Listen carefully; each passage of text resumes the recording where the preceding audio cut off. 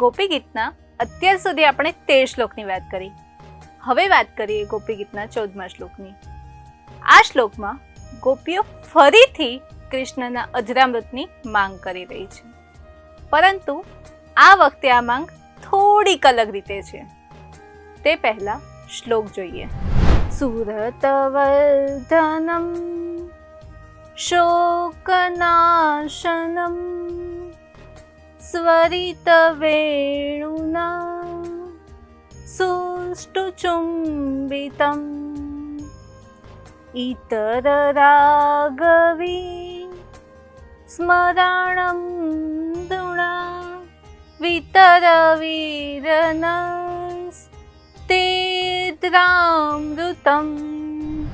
આ શ્લોકમાં ગોપી ફરીથી કૃષ્ણના અજરામૃતની વાત કરી રહી છે, પરંતુ આ વખતે તેની માંગ થોડી અલગ રીતે છે. ગોપી કહે છે, કૃષ્ણ, તમારું અજરામૃત રસિકોને તમને પ્રાપ્ત કરવાની ઈચ્છાને અનેક ગણું વધારી રહે છે. ગોપી કૃષ્ણને કહે છે, કૃષ્ણ, અમે પ્રથમ વખત વાળી નથી. અમે તમારા અજરામૃતને અનેક વખત ગ્રહણ કર્યું છે. તેથી અમે જાણીએ છીએ કે આ અજરામૃત દરેક દુઃખોને નાશ કરનાર છે. કૃષ્ણ, તમારા અજરામૃતને એકવાર પ્રાપ્ત કર્યા પછી તમને પામવાની ઈચ્છા અનેક ગણી વધી જાય છે, અને તેથી જ તમારા અજરામૃતનું અમને પાન કરાવો, જેથી અમારા હૃદયમાં જે તમારા વીરરૂપી અગ્નિ છે તેમાં કંઈક અંશે શાંતિ મળે. ગોપી કૃષ્ણને કહે છે, કૃષ્ણ, તમને ખબર છે તમારા અજરામૃતમાં કેટલી શક્તિ છે? એક વાંસની લાકડી જેમાં અનેક કાણા છે, જેમાં કોઈ ચેતના નથી, તે મરેલી અચેત વાંસની લાકડી પણ જ્યારે તમારા અધરોનો સ્પર્શ કરે છે ત્યારે તેમાંથી એક સ્વર ઉત્પન્ન થાય છે, અને તે પણ કેવો સ્વર જે અનેક દુઃખો, અનેક પીડા દૂર કરે છે. આ રીતે ગોપી કૃષ્ણના અજરામૃતની મહિમા ગાઈ રહી છે. ગોપી કહે છે, તમારું અજરામૃત જે એક વાંસની બનેલી લાકડીમાં ચેતના ફૂંકી દે છે, તે માત્ર ચેતના જ નથી ફૂંકતું, પરંતુ એવું બળ પ્રદાન કરે છે કે જેનાથી એક એવો સ્વર નીકળે છે જે સાંભળીને આખી દુનિયા થોભી જાય છે. તેવા જ અજરામૃતનું પાન અમને કરાવો.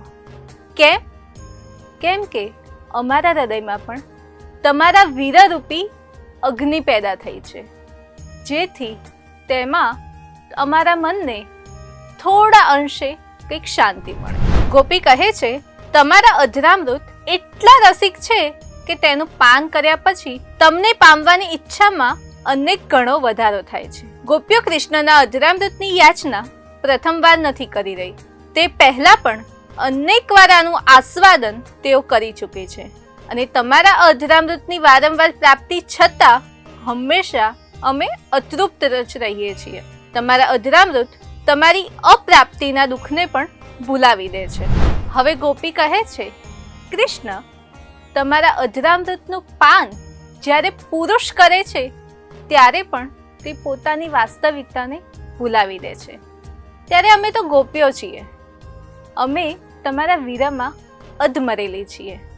ત્યારે તમારું અજરામૃતનું પાન કરાવો, અમને એવી કોઈ ઔષધિ આપો જેથી અમે ફરીથી જીવિત થઈએ. અહીંયા ગોપીઓ પુરુષ કોને કહી રહી છે? અહીં ગોપી વંશીને પુરુષ કહી રહી છે. તે કહે છે કે વંશીએ તમારા અજરામૃતના પાન પછી પોતાની વાસ્તવિકતા ભૂલાવી દીધી અને પોતે એક અલગ જ સંસ્કાર ધારણ કર્યો. અહીં ગોપી પોતાની સ્થિતિનું વર્ણન કરે છે. તેઓ કહે છે, કૃષ્ણ, અમે તમારા પ્રેમમાં બાવરી થઈ ગઈ છીએ, અમે તમારા ભાવમાં વ્યાકુળ થઈ ગઈ છીએ. અહીં ગોપી કૃષ્ણને ધન્વંતરી કહે છે. તે કહે છે, કૃષ્ણ પાસે એક એવી ઔષધિ છે જેનાથી અમારી સ્થિતિમાં કંઈક અંશે સુધારો આવશે. તે છે કૃષ્ણના અજરામૃત. ગોપીઓ કહે છે, કૃષ્ણ, તમે અમને આ અજરામૃતનું પાન કરાવો, કારણ કે તમારા વીરામાં અમે મૂર્છિત થઈ રહી છીએ. આ ઔષધિના પાનથી કદાચ અમારામાં જીવ આવે. હવે ફરી કરીએ જો અને તોની વાત. અહીં ગોપી કહે છે, જો કૃષ્ણ એવું કહે કે મારું આટલું મૂલ્યવાન અધરામૃત વગર મૂલ્યે હું તને કેવી રીતે આપી દઉં, તો ગોપી કહે છે, હે કૃષ્ણ, તમે તો દાનવીર છો.